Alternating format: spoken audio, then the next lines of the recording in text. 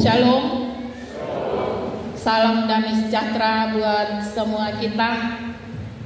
Akhirnya kita berlayar sampai ke Pulau Alor, Nusa Kenari. Ya, orang Alor rambut keriting, kulit hitam tapi manis. Manis hatinya. Ya. Saudara-saudaraku yang kekasih dalam kasih Tuhan kita Yesus Kristus, ada satu semboyan dari suku Abui di Alor, Taramiti Timonuku, yang berarti proses memperbaiki relasi yang rusak, mengikat kembali tali persaudaraan, dan menyulam perdamaian. Itu sebabnya Pulau Alor sangat terkenal dengan nilai-nilai toleransi yang sangat tinggi. Ya, ketika kami dalam satu kesempatan sidang Alor tahun 2007, saya masih tugas di Rote, kebetulan saya menjadi perutusan klasis. Ketika kami mulai turun dari kapal yang membawa kami ke Pulau Alor, kami disambut seolah-olah kami adalah barisan para malaikat. Dan kami tidak hanya disambut oleh anak-anak Tuhan, orang Kristen yang ada di Alor, warga Gemit yang ada di Alor, justru kami disambut oleh saudara-saudara kita yang beragama Islam. Mereka saling bergandengan tangan, dan selama 2 minggu kami di Alor, kami dijamu dengan sesuatu yang sangat baik. Bahkan waktu itu saya menjadi tamu di rumah di gerejanya Mama Pendeta Dor, kalau tidak salah. Ya. Saudara-saudaraku yang kekasih, sesuatu yang menarik dari bacaan kita pada sore hari ini yang berada di bawah tema kasih memulihkan relasi. Ada satu kalimat sederhana yang ingin saya kupas lewat perenungan pada sore hari ini.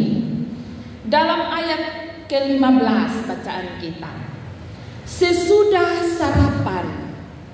2 kata kecil ini. Sesudah sarapan, jadi habis makan. Su kenyang, perasaan su tenang, su aman-aman Orang kalau ada mau menyelesaikan soal, orang dalam kondisi capek, kira-kira DP soal selesai ke sonde. Ya. Ini baru cari ikan dari malam sampai pagi, kecewa berat, walaupun sudah dipulihkan dengan Tuhan kasih ikan 153 ekor besar-besar. Tapi dia pun capek belum hilang. Ini belum tidur dari malam sampai pagi. Peristiwa di Tiberias ini. Dan Injil Yohanes mencatat bahwa percakapan itu terjadi setelah sarapan. Artinya Tuhan tahu bahwa apa yang mau ia percakapkan dengan Petrus dalam bacaan ini pasti akan membuat dia gelisah. Karena itu Tuhan pilih waktu. Apa mama, bahkan Tuhan siap dahulu roti dan ikan bakar. Ya, dong kan baru dapat ikan, kapan dong bersihkan, kapan dong bakar, ya. Ketika Yesus bilang mari kita sarapan, dia siap habis. Mereka melihat bahwa di situ sudah tersedia ikan dan roti yang baru, masih panas-panas. Ini makan enak, lapar lagi begini, ya. Mereka makan sampai kenyang, kenyang. Walaupun mungkin Petrus mulai berasa, ya. Secara pasti Petrus mulai berasa ini bahaya ini. Karena dalam beberapa kali penampakan Yesus dan Petrus tidak pernah berbicara secara pribadi, ya. Berapa kali penampakan Yesus hanya bilang salam, salam damai sejahtera, kemudian dia sedikit bersihelo dan dia hilang. Tetapi ini bab tua sudah makan sama-sama. Ini Petrus mulai berasa. Ini kira-kira bab tua mau omong apa? Karena Petrus tahu bahwa ia telah membuat Yesus marah dan kecewa. Ya.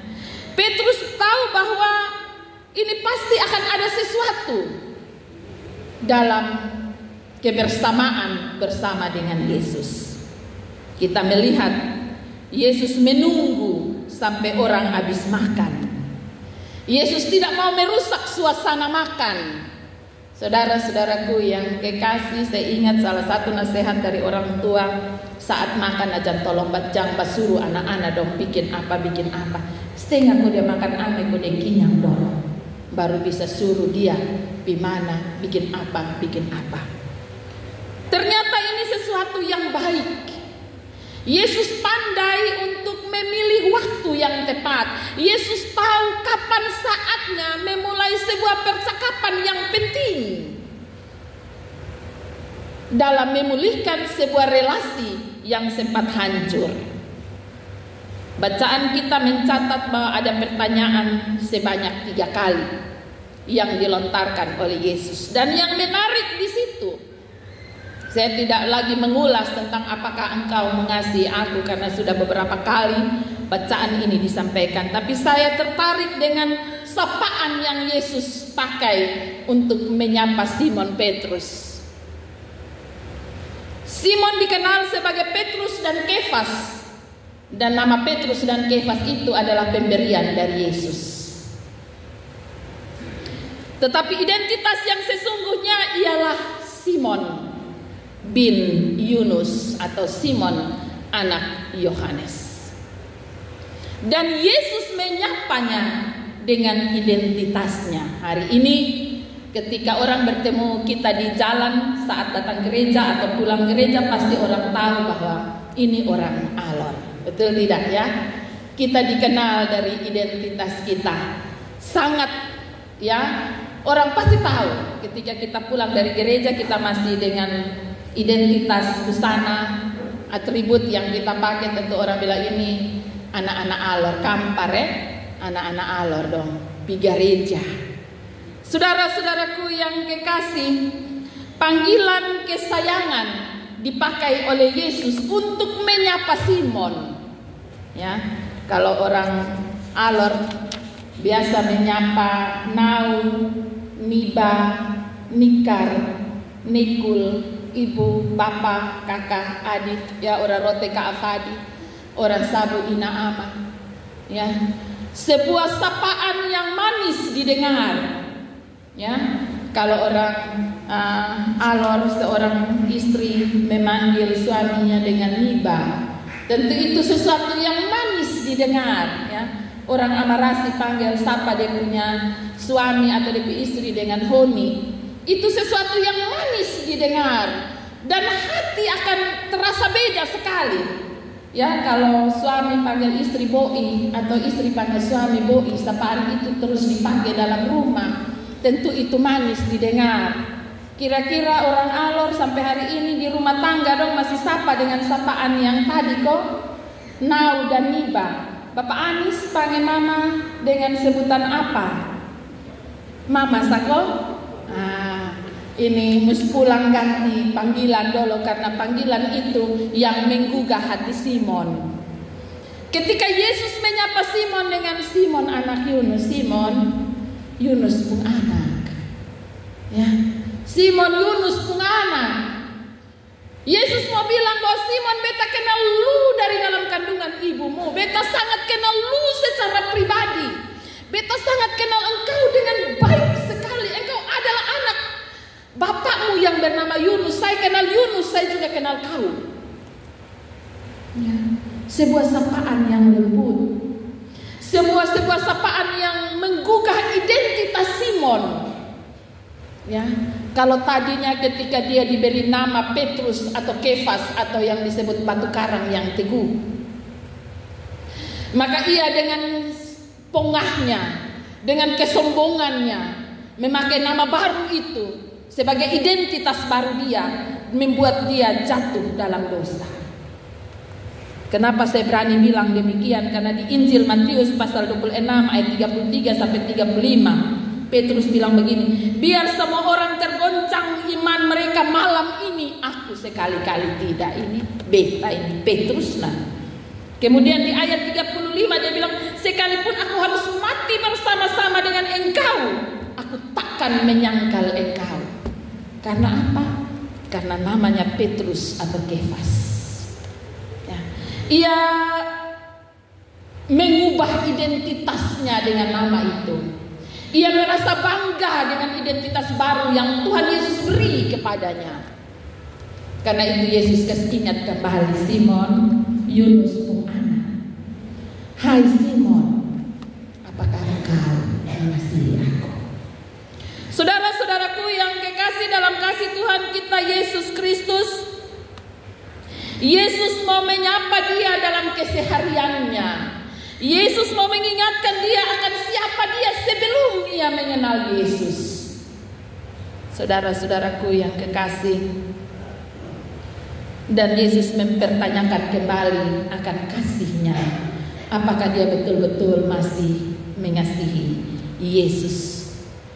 Saudara-saudaraku yang kekasih, mengapa Yesus bertanya soal hal kasih?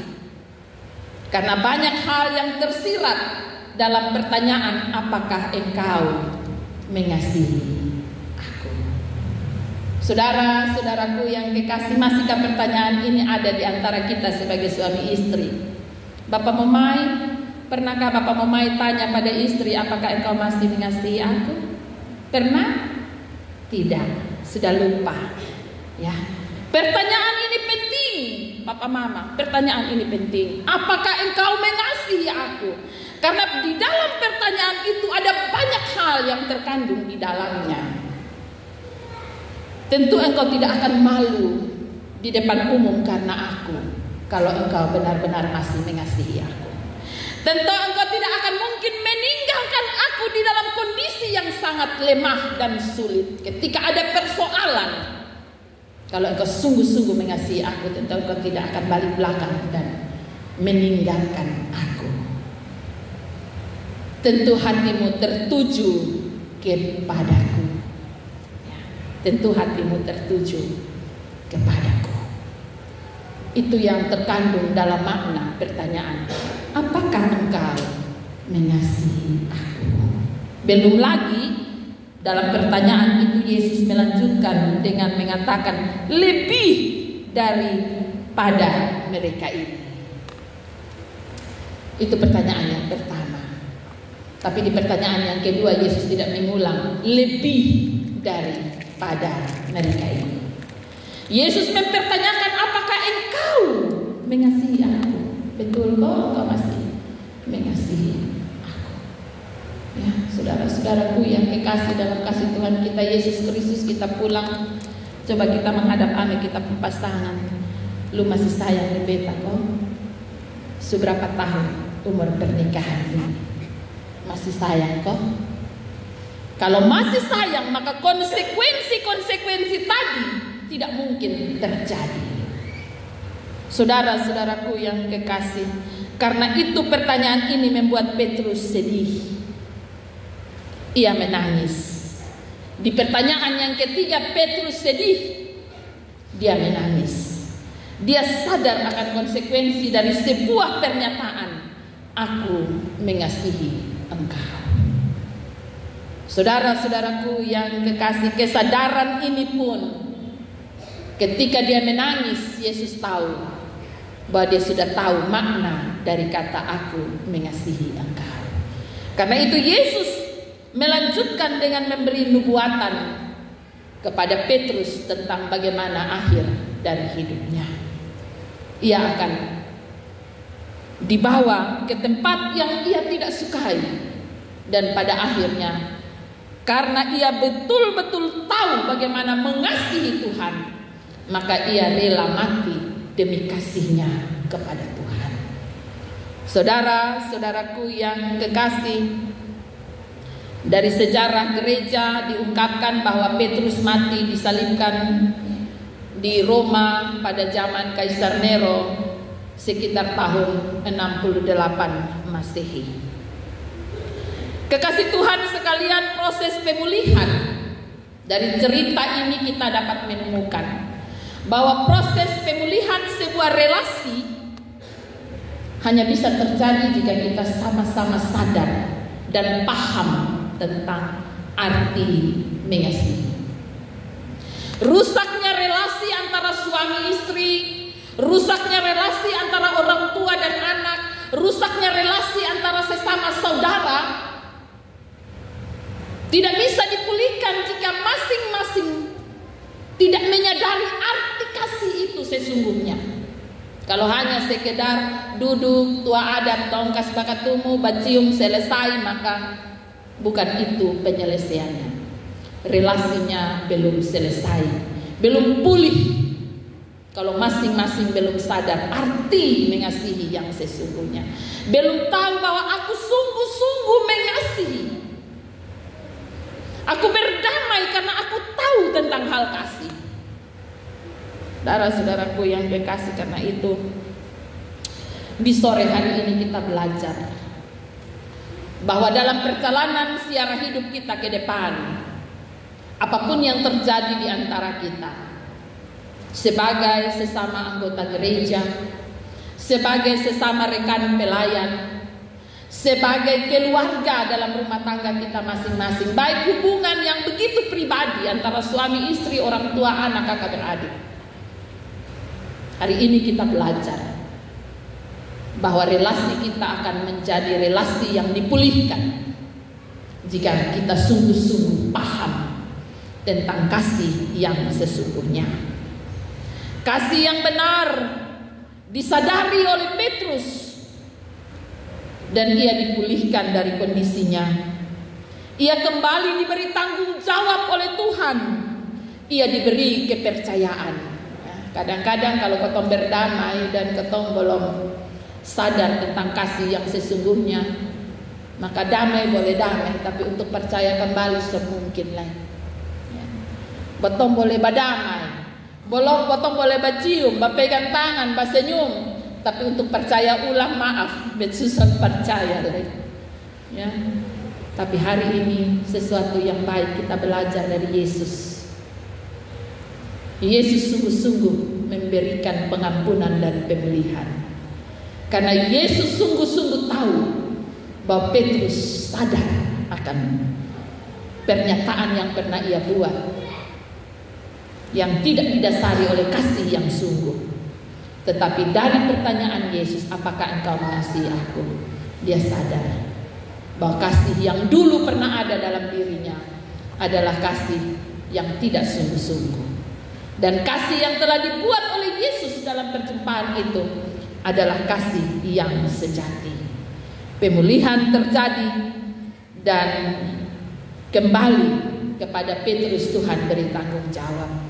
Gembalakanlah domba-dombaku. Saudara-saudaraku yang kekasih, demikian juga perjalanan hidup kita sebagai orang percaya. Kita tidak bisa berbuat banyak ketika kita hanya sekedar omong tentang kasih. Karena kasih yang sesungguhnya mestinya nyata dalam kehidupan bersama. Relasi yang telah dipulihkan harus selalu diwarnai dengan kasih yang sungguh-sungguh. Tuhan Yesus memberkati firman-Nya, memberkati saya dan menolong kita dalam siara iman.